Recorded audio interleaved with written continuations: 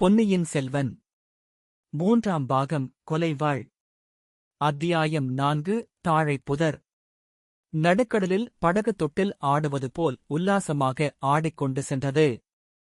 2 நாளைக்கு முன்னால் அங்கே தென்னைமர உயரம் அலைகள் எழும்பி விழுந்தன என்று கற்பனை செய்வதே கடினமான காரியம். படகில் இளவரசர் பொன்னியின் செல்வரும் வந்தியத்தேவனும் பூங்குழலியும் இருந்தனர். பூங்குழலியின் கையில் துடுப்பு இருந்தது. ஆனால் அதை அவள் விசையாகப் போடவில்லை. வந்தியத்தேவனுக்கும் இளவரசருக்கும் நடந்த சம்பாஷணையை உற்றுக் கேட்டுக் கொண்டிருந்தாள். அவர்களும் பேச்சில் கவனமாக இருந்தார்கள். படகு விரைவாகப் போக வேண்டுமென்று ஆவல் கொண்டவர்களாக தோன்றவில்லை. படகு கோடிக்கரை சேர்ந்த பிறகு என்ன செய்ய வேண்டும் என்பது பற்றித்தான் அவர்கள் பேசிக் கொண்டிருந்தார்கள். இளவரசர் தஞ்சாவூருக்குப் போகக்கூடாது என்றும் பழையாறைக்கு வரவேண்டும் என்றும் வந்தியத்தேவன் வாதிட்டுக் கொண்டிருந்தான். அதற்கு பல காரணங்களை அவன் எடுத்துச் சொன்னான். தங்கள் சகோதரி தங்களை மிக அவசர காரியமாக பார்க்க விரும்புகிறார். தங்களை கையோடு அழைத்துக் கொண்டு வருவதாக வாக்களித்து வந்திருக்கிறேன். அதை நிறைவேற்றி வைக்க வேண்டும் என்று மன்றாடினான். உன் வாக்கை நிறைவேற்றுவதற்காக என் தந்தையின் கட்டளையை மீறச் சொல்கிறாயா என்று இளவரசர் கோபமாக கேட்டார். அது தங்கள் தந்தையின் கட்டளையில்லை, பழுவேட்டரையரின் கட்டளையல்லவா என்றான் வந்தியத்தேவன். அதோடு இன்னொன்றும் சொன்னான். சக்கரவர்த்தியை தாங்கள் பார்க்கப் போவதாயிருந்தாலும் சுதந்திரமாக பார்க்கப் போவது நல்லதா, பழுவேட்டரையர்களின் சிறையாளியாக பார்க்கப் போவது நல்லதா? நான் சொல்கிறேன், கேளுங்கள். தங்களை பழுவேட்டரையர்கள் சிறைப்படுத்தியிருக்கிறார்கள் என்ற செய்தி பரவ வேண்டியதுதான். சோழ நாட்டு மக்கள் எல்லோரும் திரண்டு எழுந்து வந்துவிடுவார்கள். தங்களுடைய அருமை தாய்நாடு ஒரு பயங்கர ரணகளமாகிவிடும். அது நல்லதா என்று எண்ணிப் பாருங்கள். அப்படிப்பட்ட கேடு சோழ நாட்டுக்கு ஏற்படக்கூடாது என்றுதான் கடவுளே அந்தச் சுழற்காற்றை ஏவிவிட்டிருக்க வேண்டும். கடவுளின் விருப்பத்துக்கு விரோதமாக தாங்கள் சோழ நாட்டில் கலவரத்தை உண்டாக்க விரும்புகிறீர்களா என்று கேட்டான் வந்தியத்தேவன். அவ்வளவு நேரமும் அவன் சொல்லி வந்த வாதங்களுக்குள் இது இளவரசரின் மனத்தை ஓரளவு மாற்றியது. தம்மை பழுவேட்டரையர்கள் சிறைப்படுத்தியிருக்கிறார்கள் என்று தெரிந்தால் சோழ நாட்டில் கலவரம் உண்டாவது சாத்தியந்தான். மக்களுக்கு தம்மிடம் உள்ள அபிமானம் எவ்வளவு மகத்தானது என்பது அவருக்கு ஒருவாறு தெரிந்துதானிருந்தது. ஆகையால் இளவரசர் சிந்தனையில் ஆழ்ந்தார். சிறிது நேரத்துக்குப் பிறகு, அப்படியே உன் விருப்பத்தை நிறைவேற்ற நான் முடிவு செய்தாலும் அது எப்படிச் சாத்தியம்? கோடிக்கரையில் பழுவேட்டரையர்களின் ஆட்கள் எனக்காக காத்துக் கொண்டிருக்க மாட்டார்களா என்று கேட்டார். அதற்கு உதவி செய்ய இந்த ஓடக்கார பெண் இருக்கிறாள். கரையில் எத்தனை பேர் காத்திருந்தாலும் அவர்கள் கண்களில் படாமல் கோடிக்கரை காட்டுக்குள் நம்மைக் கொண்டு போய் சேர்த்து விடுவாள். பூங்குழலி, நான் கூறியது காதில் விழுந்ததா? அவ்விதம் செய்ய முடியுமா என்று வந்தியத்தேவன் கேட்டான். பூங்குழலி அப்போது 7வது சொர்க்கலோகத்தில் இருந்தாள். இளவரசரை கடலிலிருந்து காப்பாற்றிப் படகிலேற்றி அழைத்துக் கொண்டு வந்தது அவளுக்கு எல்லையில்லாத உள்ள களிப்பை அளித்திருந்தது. கோடிக்கரை சேர்ந்ததும் அவரை பிரிய வேண்டுமே என்ற எண்ணம் இடையிடையே வந்து துன்புறுத்திக் கொண்டிருந்தது. மேலும் அவருக்கு எந்தவிதத்திலாவது உதவி செய்ய முடியுமானால் அதைக் காட்டிலும் அவள் பெறக்கூடிய பேறு வேறு என்ன இருக்க முடியும்? கோடிக்கரைக்கு கொஞ்சம் மேற்கே தள்ளிப் படகைக் கொண்டு போனால் இருபுறமும் காடு அடர்ந்த கால்வாய் ஒன்று இருக்கிறது. அதன் வழியாக படகை விட்டுக் கொண்டு போகலாம். இருபுறமும் அங்கே சதுப்பு நிலம். சுலபமாக யாரும் வர முடியாது என்று பூங்குழலி சொன்னாள். எங்களை அங்கே விட்டுவிட்டு நீ கோடிக்கரை போய் தகவல் விசாரித்துக் கொண்டு வர முடியும் அல்லவா? முடியும். படகை ஒருவரும் பார்க்க முடியாதபடி நிறுத்துவதற்கு எத்தனையோ இடம் இருக்கிறது. இளவரசே, கேட்டீர்களா என்றான் வந்தியத்தேவன். கேட்டேன், அப்பா. என்னுடைய தாய் நாட்டில் என்னை திருடனைப் போல் பிரவேசிக்கச் சொல்லுகிறாய். திருடனைப் போல் ஒளிந்திருக்கச் சொல்லுகிறாயு என்றார். படகில் சற்று நேரம் மௌனம் குடிகொண்டிருந்தது. பிறகு இளவரசர், சமுத்திரகுமாரி, ஏன் படகை அடியோடு நிறுத்திவிட்டாய் என்று கேட்டார். பூங்குழலி வந்தியத்தேவனை பார்த்துவிட்டு துடுப்பை வலிக்க ஆரம்பித்தாள். பாவம், இந்த பெண் எத்தனை நேரம் தனியாக துடுப்பு வலிப்பாள்? நான் கொஞ்சம் தள்ளி பார்க்கிறேன். இங்கே கொடு, அம்மா, துடுப்பை, என்றான் வந்தியத்தேவன். அவனுடைய எண்ணத்தை அறிந்த இளவரசர் புன்னகை புரிந்தார். நண்பனே, உன்னுடைய சூழ்ச்சிகள் எல்லாம் வீண்தான். நான் பழையாறைக்கும் போகப் போகிறதில்லை. தஞ்சாவூரையும் பார்க்கப் போகிறதில்லை. கடவுள் என்னை கைலாசத்துக்கே அழைத்துக் கொண்டு போய் விடுவார் போலிருக்கிறது, என்றார். வந்தியத்தேவனும் பூங்குழலியும் பீதியடைந்து இளவரசரை உற்றுப் பார்த்தார்கள். அவர் உடம்பு நடுங்கத் தொடங்கியிருப்பதைக் கண்டார்கள். வந்தியத்தேவன் அவர் அருகில் சென்று, ஐயா, இது என்ன? தங்கள் உடம்பு ஏன் நடுங்குகிறது? என்று கேட்டான். இது குளிர் காய்ச்சல், அப்பனே. இலங்கையில் இந்த காய்ச்சல் அதிகம் பரவியிருக்கிறது என்று சொன்னேனே, ஞாபகம் இல்லையா? இந்தச் சுரம் வந்தவர்கள் பிழைப்பது அரிது, என்று சொன்னார் இளவரசர்.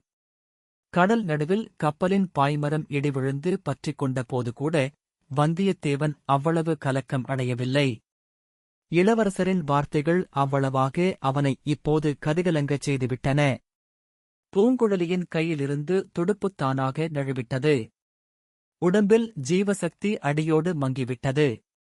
கண்களில் மட்டுமே உயிரின் ஒளி தோன்றியது. அந்தக் கண்களினால் இளவரசரை வெறித்து பார்த்துக் கொண்டு நின்றாள். இளவரசரின் உடல் நடுக்கம் அதிகமாகிக் கொண்டே இருந்தது. சிறிது நேரத்துக்கெல்லாம் தூக்கித் தூக்கிப் போட ஆரம்பித்தது. ஐயா, நான் என்ன செய்யட்டும்? சொல்லுங்கள். ஒன்றும் புரியவில்லையே. படகை எங்கே கொண்டு போகட்டும்? பூங்குழலி, கோடிக்கரையில் வைத்தியர் இருக்கிறார் அல்லவா? என்று வந்தியத்தேவன் பதறினான். பூங்குழலியோ பேசாமடந்தை ஆகியிருந்தாள். இளவரசர் திடீரென்று குதித்து எழுந்தார். நடுங்கிக் கொண்டிருந்த அவர் உடம்பு இப்பொழுது நிற்க முடியாமல் தள்ளாடியது. என்னை என் தமக்கையிடம் கொண்டு போங்கள். என்னை உடனே இளைய பிராட்டியிடம் கொண்டு போங்கள் என்ற வார்த்தைகள் அவருடைய வாயிலிருந்து குளறலாக வெளிவந்தன. இதைக் கேட்ட வந்தியத்தேவன் குதூகலம் அடைந்தான். அந்தக் குதூகலத்தில் இன்னது செய்வது என்று தெரியாமல் திகைத்து நின்றான். நடுக்கத்துடன் ஆடிக்கொண்டு நின்ற இளவரசர் அடுத்த கணத்தில், அக்கா, இதோ வருகிறேன். உன்னை பார்க்க இதோ வருகிறேன். யார் தடுத்தாலும் இனிமேல் கேட்க மாட்டேன் என்று சொல்லிக் கொண்டே படகிலிருந்து கடலில் பாயப் போனார். நல்லவேளையாக வந்தியத்தேவன் அப்போது நிலைமை இன்னதென்பதை உணர்ந்தான். இளவரசர் சுரத்தின் வேகத்தினால் சுய உணர்வு இழந்து விட்டார் என்பதை அறிந்து கொண்டான். கடலில் பாயப் போனவரை சட்டென்று பிடித்து நிறுத்தினான். ஏற்கனவே மிக்க பலசாலியான இளவரசர் இப்போது சுரத்தின் வேகத்தினால் பன்மடங்கு அதிக பலம் பெற்றிருந்தார். வந்தியத்தேவனுடைய பிடியிலிருந்து திமிறிக்கொள்ள முயன்றார். தன்னால் மட்டும் அவரை தடுக்க முடியாது என்பதை வந்தியத்தேவன் கண்டு, பூங்குழலி, பூங்குழலி, சீக்கிரம் ஓடிவா என்று அலறினான். செயலற்று நின்ற பூங்குழலி உயிர் பெற்றாள். ஒரு பாய்ச்சல் பாய்ந்து இளவரசர் அருகில் வந்து அவரை கடலில் விழாமல் தடுப்பதற்காக ஒரு கரத்தைப் பற்றினாள். சுரவேகத்தினால் இளவரசர் பெற்றிருந்த மதயானையின் பலம் உடனே மாயமாய்ப் போய்விட்டது. சின்னஞ்சிறு குழந்தையைப் போல் ஆனார். அக்கா, நீ சொல்கிறபடியே பேசாமல் படுத்திருக்கிறேன். என் பேரில் வருத்தப்படாதே அக்கா. நீ ஒருத்தி இல்லாவிடில் என்னுடைய கதி என்ன? என்று இளவரசர் கூறிவிட்டு விம்மினார். வந்தியத்தேவனும் பூங்குழலியும் இளவரசரை மெதுவாக படகில் படுக்க வைத்தார்கள். அதன் பிறகு பொன்னியின் செல்வர் சும்மா படுத்திருந்தார். அவருடைய கண்கள் எங்கேயோ வெறித்து பார்த்துக் கொண்டிருந்தன. அவருடைய வாயிலிருந்து ஏதேதோ வார்த்தைகள் குழறிக் குழறி வந்து கொண்டிருந்தன. சிலவற்றுக்கு பொருள் விளங்கின. பெரும்பாலும் சம்பந்தமற்ற வார்த்தைகளாக தோன்றின. இளவரசரிடம் ஆலோசனை கேட்பதில் பயனில்லை என்பதை வந்தியத்தேவன் உணர்ந்தான். இந்த மிக பயங்கரமான ஆபத்திலிருந்து பொன்னியின் செல்வரை காப்பாற்ற வேண்டிய பொறுப்பு தன் தலையில் சுமந்திருக்கிறது என்பதையும் அறிந்தான். ஆனால் புத்திசாலியான இந்த பெண் ஒருத்தியிருக்கிறாள். இளவரசரை பாதுகாப்பதில் தன்னைப் போலவே இவளும் கவலை கொண்டவள்தான். பின்னர் எத்தனையோ அபாயங்களிலிருந்து தன்னை தப்புவித்த கடவுளின் கருணையும் இருக்கவே இருக்கிறது. பூங்குழலி, படகை இனிமேல் வேகமாகச் செலுத்திக் கொண்டு போக வேண்டியதுதானே என்றான் வந்தியத்தேவன். பூங்குழலியின் கரங்கள் இழந்திருந்த வலிமையை மீண்டும் பெற்றன. படகு துரிதமாகச் சென்றது. வந்தியத்தேவன் இளவரசரின் அருகிலேயே உட்கார்ந்திருந்தான். மறுபடியும் அவர் சுரவேகத்தில் கடலில் குதித்துவிட்டால் என்ன செய்வது என்பதனை நினைத்தபோதே அவன் கதை கலங்கியது. ஆகையால் சர்வ ஜாக்கிரதையாக அவரை பார்த்துக் கொண்டே இருந்தான். அதே சமயத்தில் மேலே செய்ய வேண்டியது என்னவென்பதைப் பற்றியும் அவன் உள்ளம் தீவிரமாக சிந்தனை செய்தது. பெண்ணே, உனக்கு என்ன தோன்றுகிறது? நாம் துணிந்து கோடிக்கரைக்கே போய்விடலாமா? இளவரசரை பாதுகாப்பதற்கு உன் குடும்பத்தார் உதவி செய்வார்கள் அல்லவா என்று கேட்டான். ஐயா, இந்தக் காலத்தில் யாரை நம்பலாம், யாரை நம்பக்கூடாது என்று எப்படிச் சொல்ல முடியும்? என் தமையன் மனைவி ஒருத்தியிருக்கிறாள். அவள் பணத்தாசை பிடித்தவள். என் தந்தைக்குப் படி அளப்பவர்கள் பழுவேட்டரையர்கள் என்றாள் பூங்குழலி. மேலும் தங்களைப் பிடிக்க வந்த பழுவூர் ஆட்கள் இன்னும் கோடிக்கரையில் தங்கியிருக்கலாம். இளவரசரின் வரவை எதிர்பார்த்து மேலும் புதிய ஆட்களும் வந்திருக்கலாம் என்று தொடர்ந்து கூறினாள். அவளுடைய முன் யோசனையைக் குறித்து வந்தியத்தேவன் வியப்படைந்தான். இந்த இக்கட்டான சமயத்தில் தனக்கு அவளுடைய உதவி கிடைத்ததை எண்ணி மகிழ்ந்தான். அப்படியானால் நேரே கோடிக்கரைக்குப் போவது அபாயம் என்று நீயும் எண்ணுகிறாயா என்றான். அதோ பாருங்கள் என்று சுட்டிக்காட்டினாள் பூங்குழலி. அவள் சுட்டிக்காட்டிய திசையில் கப்பல் ஒன்று நின்று கொண்டிருந்தது. அதற்கு அப்பால் கோடிக்கரை கலங்கரை விளக்கின் உச்சியும் தெரிந்தது. ஆகா, பெரிய மரக்கலம் ஒன்று நிற்கிறதே! அது யாருடைய கப்பலோ என்னமோ? ஒருவேளை பார்த்திபேந்திரனுடைய கப்பலாயிருக்கலாம். அப்படியிருக்குமானால் இந்த நிலையில் இளவரசரை காஞ்சிக்கு அழைத்துப் போவதே நல்லதல்லவா? பழுவேட்டரையரின் கப்பலாகவும் இருக்கலாம். ஐயா, கப்பலுக்குப் பின்னால் ஏதாவது தெரிகிறதா? கோடிக்கரை கலங்கரை விளக்கின் உச்சி தெரிகிறது. அதில் ஏதாவது வித்தியாசமாய்க் காணப்படுகிறதா? எனக்கு ஒன்றும் வித்தியாசமாய் தெரியவில்லையே. எனக்குத் தெரிகிறது, அதன் உச்சியில் கூட்டமாக மனிதர்கள் நின்று கடலை உற்றுப் பார்த்துக் கொண்டிருப்பதாக தோன்றுகிறது. அங்கிருந்து பார்ப்பவர்களுக்கு இந்த படகு தெரியுமா? தெரியாது. இன்னும் கொஞ்சம் கரையை நெருங்கினால் தெரியும். எல்லாவற்றுக்கும் நாம் முன் ஜாக்கிரதையாக இருப்பதே நல்லது. நீ முன்னம் சொன்னாயே, கோடிக்கரைக்கு மேற்கே கால்வாய் ஒன்று இருக்கிறதென்று. அங்கேயே படகை விடலாமா? அப்படித்தான் செய்ய வேண்டும். இருட்டுகிற சமயத்துக்கு அங்கே போய் சேரலாம். ஐயா, நீங்கள் ஒரு நாள் இருண்ட மண்டபத்தில் ஒளிந்திருந்தீர்களே, அதற்கு வெகு சமீபம் வரையில் அந்தக் கால்வாய் வருகிறது. இளவரசருடன் தாங்கள் சற்று நேரம் அங்கே தாமதித்தால் நான் போய் எல்லாவற்றையும் விசாரித்துக் கொண்டு விரைவில் வந்து சேருகிறேன். கால்வாய் அங்கேயே நின்று விடுகிறதா பூங்குழலி? மேலும் எங்கேயாவது போகிறதா? கோடிக்கரையிலிருந்து நாகைப்பட்டினம் வரையில் அந்தக் கால்வாய் போகிறது என்றாள் பூங்குழலி. இந்தச் சமயத்தில் பொன்னியின் செல்வர் சுரவேகத்தில் தனக்குத்தானே பேசிக் கொண்டது கொஞ்சம் உரத்த சப்தத்துடன் கேட்டது. ஆமாம் அக்கா, ஆமாம். நாகைப்பட்டினத்து புத்த பிக்ஷுக்கள் சொன்னதாக கூறினாயே, அதன்படியே நடந்தது.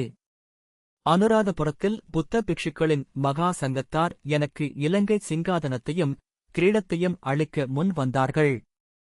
நான் தான் மறுத்துவிட்டேன் அக்கா. இராஜ்யத்தில் எனக்கு ஆசையில்லாதபடியால்தான் மறுதளித்தேன். நீ வேறு எது சொன்னாலும் கேட்கிறேன். இராஜ்யம் ஆளும் தொல்லை மட்டும் எனக்கு வேண்டாம். அதைக் காட்டிலும் கடலில் படகு விட்டுக் கொண்டு எவ்வளவோ ஆனந்தமாயிருக்கலாம். கேள் அக்கா, கோடிக்கரையில் ஓடக்காரப் பெண் ஒருத்தியிருக்கிறாள். இதைக் கேட்ட பூங்குழலியின் உடம்பெல்லாம் புழங்காங்கிதமடைந்தது. வந்தியத்தேவனுக்கோ ஆத்திரம் வந்தது. மேலே என்ன சொல்லப் போகிறாரோ என்று கேட்க இருவரும் அடங்கா ஆர்வம் கொண்டிருந்தனர்.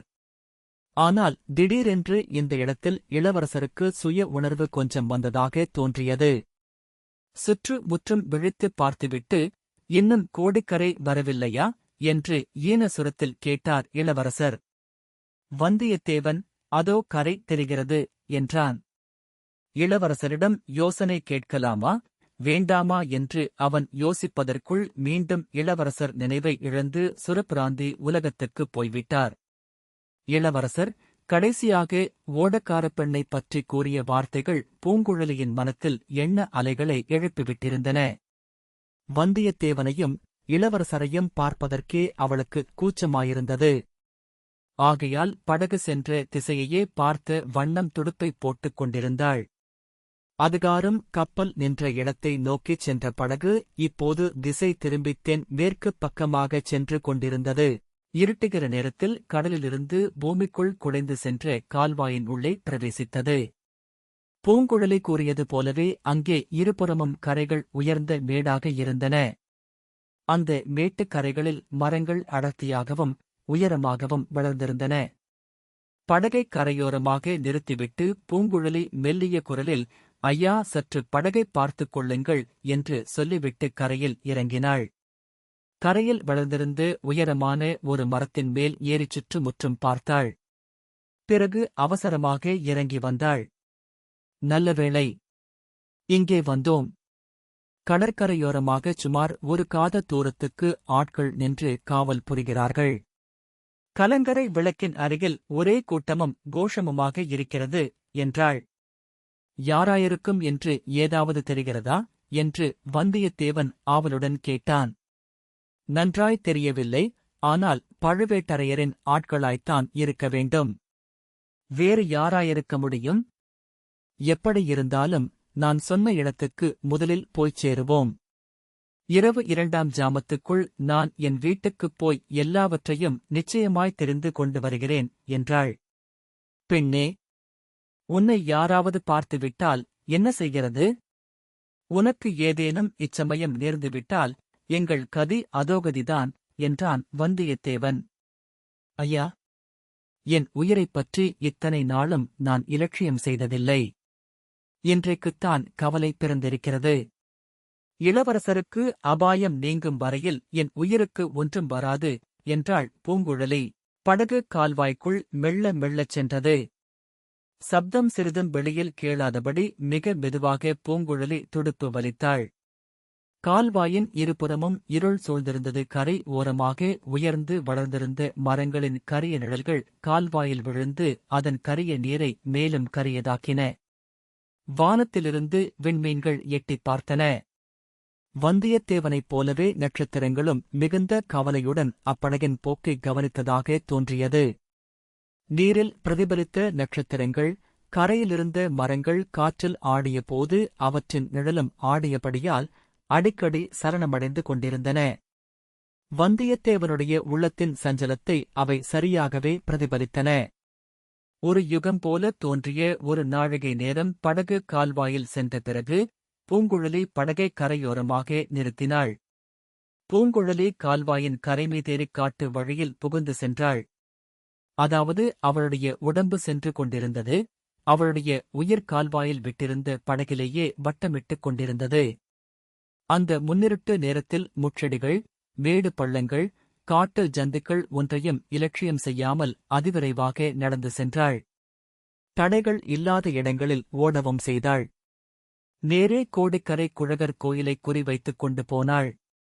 அவள் கோயில் வாசலை அடைந்ததற்கும் குருக்கள் சுவாமி சந்நிதியின் கதவை பூட்டுவதற்கும் சரியாக இருந்தது. அக்கம் பக்கம் பார்த்து வேறு யாரும் இல்லை என்று தெரிந்து கொண்டாள். கதவை பூட்டிவிட்டு திரும்பிய குருக்கள் எதிரில் போய் நின்றாள். குருக்கள் அவளை அந்த நேரத்தில் பார்த்து சிறிது வியப்படைந்தார். அவளுடைய சுபாவத்தை நன்கு அறிந்தவராயிருந்தும் கூட கொஞ்சம் திடுக்கிட்டு திகைத்து போய்விட்டார். நீயா பூங்குழலி? வேறு யாரோ என்று பார்த்தேன். கோடிக்கரை முழுதும்தான் ஒரே அமர்க்களப்படுகிறதே. எங்கே அம்மா? உன்னை கொஞ்ச நாளாகக் காணோம். இவ்வளவு தடபுடலிலும் உன்னைப் பற்றி தகவல் இல்லையே என்று இன்று சாயங்காலங்கூட யோசித்தேன் என்றார். வெளியூருக்குப் போயிருந்தேன் சுவாமி. ஏதோ அமர்க்களமாயிருக்கிறதே என்றுதான் உங்களிடம் விசாரிக்கலாம் என்று வந்தேன். கடற்கரையெல்லாம் நிற்பவர்கள் யார் என்று பூங்குழலி கேட்டாள். உனக்கு ஒன்றுமே தெரியாதா? வீட்டுப் பக்கம் போகவில்லையா? வீட்டு பக்கம் போனேன். அங்கே யார் யாரோ கூட்டமாயிருக்கவே திரும்பிவிட்டேன். புது மனிதர்களைக் கண்டால் எனக்கு பிடிக்காது என்றுதான் உங்களுக்குத் தெரியுமே. வந்திருப்பவர்கள் யார்?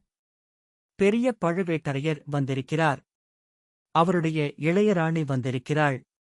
அவர்களுடைய பரிவாரங்கள் வந்திருக்கிறார்கள். இன்னும் காஞ்சிபுரத்து பார்த்திபேந்திர பல்லவனாம், அவனும் வந்திருக்கிறான். வெறுமனே வரவில்லை, பயங்கரமான செய்தியுடன் வந்திருக்கிறான். உனக்கு அது கூட தெரியாதா, பூங்குழலி? அது என்ன பயங்கரமான செய்தி? எனக்கு ஒன்றுமே தெரியாதே. அந்த பாவியினுடைய கப்பலில் இளவரசர் பொன்னியின் செல்வரும் வந்தாராம். வழியில் சுழற்காற்று அடித்ததாம். யாரையோ காப்பாற்றுவதற்காக இளவரசர் கடலில் குதித்து விட்டாராம். பிறகு அகப்படவேயில்லையாம். ஒருவேளை இந்த கடற்கரையில் வந்து ஒதுங்குவாரோ என்று பார்ப்பதற்காகத்தான் பழுவேட்டரையரின் ஆட்கள் கோடிக்கரையெங்கும் அலைகிறார்கள். ஏன் அவருடைய இளையராணி கூட அலைகிறாள். சற்று முன்னால் இங்கே கூட அந்த அம்மாள் வந்திருந்தாள். பூங்குழலி, பழுவூர் இளையராணியைப் பற்றி ஜனங்கள் என்னவெல்லாமோ பேசிக் கொள்கிறார்கள். அதெல்லாம் சுத்தத் தவறு. நம் இளவரசருக்கு நேர்ந்த கதையை குறித்து அந்த அம்மாள் எப்படி துடிதுடிக்கிறாள் தெரியுமா? அப்படியா குருக்களையா? பழுவூர் ராணியின் நல்ல குணத்தைப் பற்றி தாங்கள் சொல்வது எனக்கு சந்தோஷமாயிருக்கிறது. ஆனால் இங்கே எதற்காக அந்த ராணி வந்தாளாம்? இளவரசர் எப்படியாவது உயிரோடு அகப்பட வேண்டும் என்று குழகரை பிரார்த்தித்துக் கொள்வதற்காக வந்தாளாம். உன்னைப் போல் எல்லோரும் கல்நெஞ்சு படைத்தவர்களாயிருக்கிறார்களா? இளவரசரைப் பற்றிய பயங்கரச் செய்தி கேட்டுக்கூட நீ துளிக்கூட கலங்கவில்லையே. நாம் கலங்கி என்ன பயன் சுவாமி?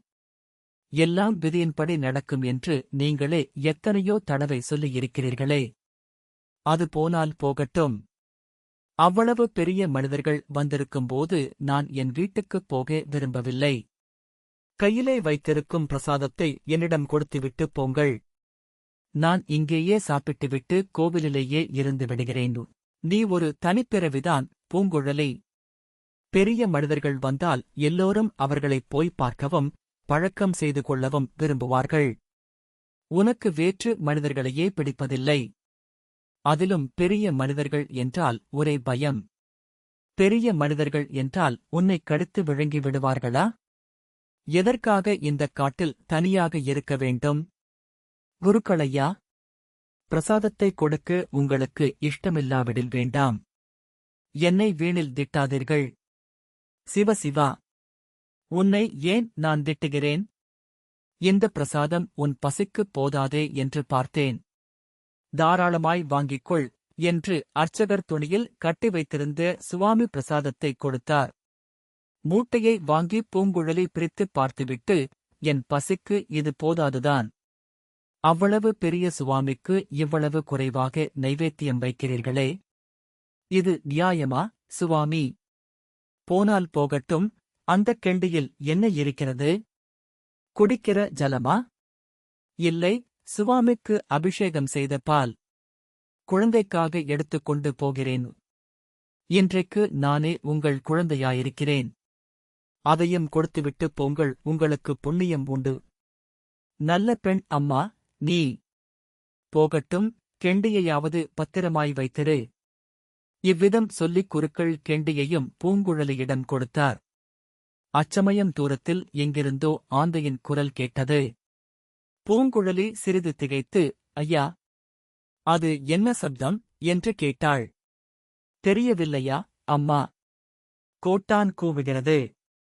இந்த கோடிக்கரை காட்டில் கோட்டானுக்கா பஞ்சம் என்று சொன்னார் குருக்கள். மறுபடியும் அந்தக் குரல் கேட்டது. ஆமாம், கோட்டான் குரல் மாதிரிதான் இருக்கிறது என்றாள் பூங்குழலி. உன்னை ஒரு கோட்டானும் ஒன்றும் செய்யாது.